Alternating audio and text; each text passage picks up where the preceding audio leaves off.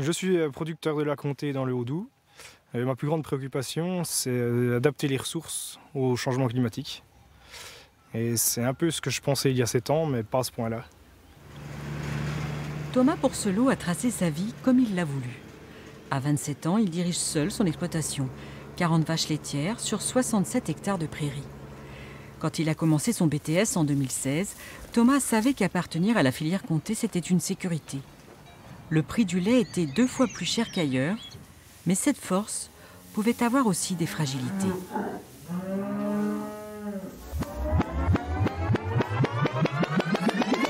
Sur le coin là, regarde. Ah, c'est bien. Ah, t'as mal aux jambes? Attends, mais. Ah bon, d'accord, excuse-moi. Ok, bon, bah là c'est bien. Voilà, ok. Magnifique. Bon, c'est pas mal. Juste, il faudrait arrêter de faire la tête, mais bon, c'est pas mal. Voilà, génial, c'est très bien comme ça. Je m'appelle Thomas Porcelot, j'ai 18 ans et je viens de commencer un BTS Axe dans le but de reprendre une exploitation agricole, une fois que j'aurai fini les études. Quand j'ai commencé à avoir l'âge de pouvoir commencer à travailler, quoi, on va dire. C'est là que ça a commencé à vraiment m'attirer. Et le fait qu'il y ait une crise agricole, même si l'AOP comté est préservée, est-ce que c'est quelque chose qui vous fait réfléchir? Oui, ça nous travaille un peu parce que ça veut dire qu'il faut qu'on soit 2 fois plus prudent et qu'on fasse... qu'on conserve donc l'AOP, comme vous dites, qui s'exporte plutôt bien, et qu'on fasse tout pour que ça reste dans ces conditions-là, et puis pas trop en faire non plus, quoi. Savoir gérer nos productions et nos productions.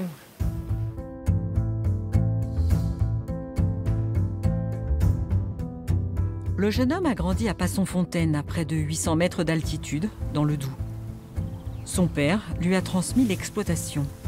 Cet automne 2024, les prairies sont vertes et nourrissantes, mais Thomas se souvient de l'été 2022. Il a fait tellement chaud qu'il a dû acheter du foin pour nourrir ses vaches. Cher et de mauvaise qualité. Pour ne plus avoir à le faire, il a adapté son troupeau à ce que peuvent donner ces prairies.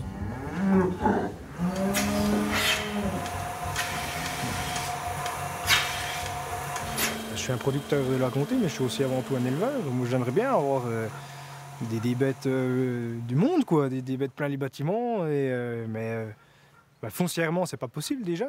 Et donc après, se faire violence, ça passe par le fait de... moi, j'ai fait le choix de garder vraiment que mon renouvellement en termes de génisses, que ce que j'ai besoin pour renouveler mon troupeau de vaches. Après, je pourrais dire, j'élève un peu plus. Il y a des marchés, aujourd'hui, il y a de la demande de génisses laitières, que ce soit en France ou même à l'export. Je pourrais très bien dire, moi, je vais fournir...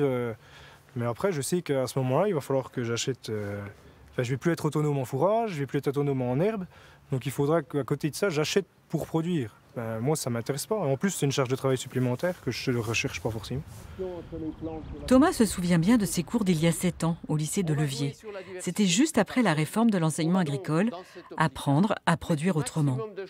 L'agroécologie, pour lui, c'était déjà du bon sens. Limiter les intrants. Et donc on est dans ce qu'on appelle les grands principes de l'agroécologie. On part des possibilités du milieu. Ce n'est pas un système qu'on apporte et qu'on va coller sur un milieu, c'est un milieu qui va permettre de penser un système. Il faut prendre sur soi et puis se dire, on fait avec ce qu'on a. Il ne faut pas essayer de toujours chercher plus. On a quand même la chance d'avoir un territoire beau, des beaux paysages, tout ça, donc autant de protéger, autant de garder et puis donner une bonne image de la filière comté aux consommateurs. Et puis pour nous-mêmes, c'est une fierté aussi de respecter l'environnement et ce que la nature nous offre. Pendant ces 2 années de BTS, les jeunes étudiants doivent aussi se préparer à être des chefs d'entreprise. Bon, tac, un petit point briefing pour ce temps fort là de la formation. Tous nos partenaires sont là, ils sont prêts à vous accueillir, échanger avec vous. Ne vous stressez pas, il n'y a pas de souci. Ils seront à la fois agronomes, éleveurs et gestionnaires. Au cours de ces 2 années de formation, les enseignants ont fait venir au lycée des spécialistes pour accompagner les étudiants sur le terrain financier.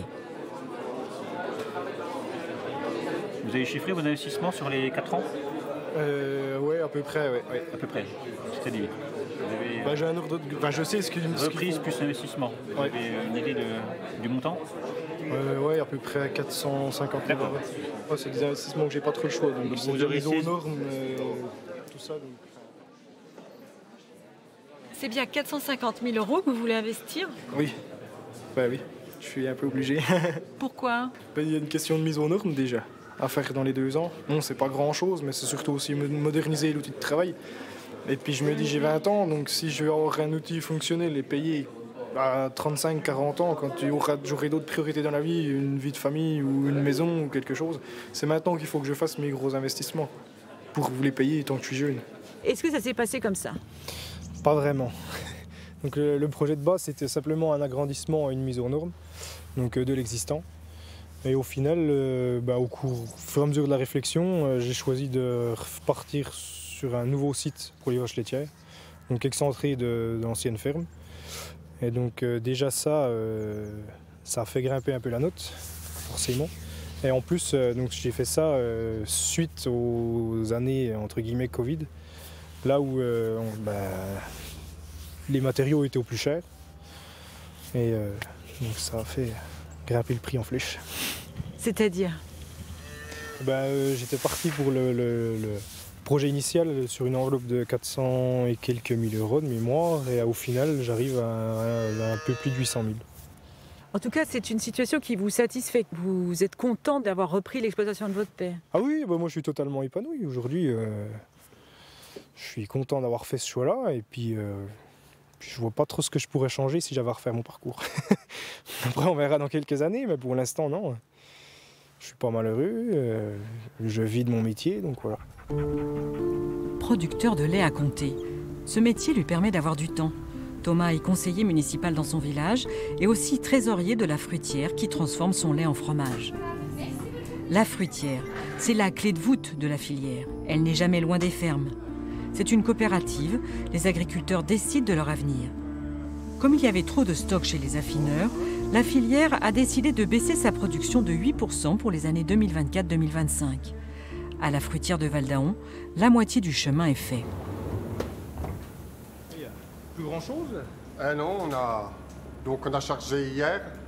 Donc les fromages sont partis à l'Ermitage sur le site de Guiandurne. Au niveau de la production, on est à peu près à moins 4% par rapport à l'année dernière. Donc c'est sûr que c'est quand même inquiétant. Après des années de belles années. Des belles années, ouais, c'est sûr de que croissance. Là, on arrive à une période un peu plus compliquée où il faut... Voilà, ici on veut maintenir les ventes, je pense que... Chacun y met du sien. Tout à fait, quoi. Donc ça reste essentiel pour la filière, quoi. La fruitière, c'est un peu le prolongement des exploitations, quoi. C'est ce qui fait qu'aujourd'hui on a un produit qui se vend bien, et puis c'est nous qui gérons la coopérative pour nous-mêmes. Donc si personne se bouge, on stagne, quoi. On se tire pas vers le haut. Ce temps passé pour la filière Comté, cela fait penser aux objectifs de l'un des 3 piliers du développement durable, le social ou l'engagement dans la société. Mine de rien, Thomas met en pratique ces principes prônés par ses professeurs. À la fin de ses études en 2018, il participait lui aussi à l'exposition Entre deux mondes, au musée des Maisons Comtoises. Nous lui avions demandé comment il se projetait dans l'avenir. C'est sûr que dans l'idéal, j'aimerais avoir rapproché mes pratiques futures, proches du coup, le plus possible de l'agroécologie, de performance sur le point de vue environnemental, économique et social. Je pense que c'est la clé déjà de la réussite. Et dans 10 ans, comment vous vous voyez? Alors dans 10 ans, déjà j'espère toujours au même endroit, toujours paysan, toujours exploitant. Et puis après une vie de famille, parce qu'une fois 30 ans c'est normal. Et puis j'espère toujours être entouré de la même équipe qu'on est maintenant, un peu toujours les mêmes copains et tout ça. Et puis toujours en train de profiter de la vie, quoi. On avait dit rendez-vous dans 10 ans. Les retrouvailles au musée ont eu lieu un peu plus tôt. Thomas et ses copains de promo le savent. Leur avenir professionnel sera marqué par le réchauffement climatique.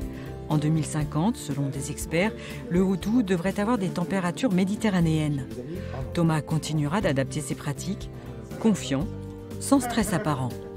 Et vous voyez aussi producteur de Comté dans 10 ans? J'espère. J'espère, oui. Moi, j'ai pas l'intention de changer. Mais oui, j'espère. Après, Après, il n'y a pas que le climat qui joue sur toute une filière comme ça. Hein. C'est un peu plus vaste que ça, mais pour moi, j'y crois. Et puis, j'espère. Et puis, j'ai un métier qui me plaît, j'aime ce que je fais. C'est pas du tout une corvée de se lever le matin pour aller au boulot. C'est pas... Ouais, j'aime, quoi. Entre guillemets, je vis ma meilleure vie, quoi. C'est bien que vous êtes personne sur le banc, debout à côté. En fait, le banc, là. Rapprochez bien, là, voilà. Super, tu vois.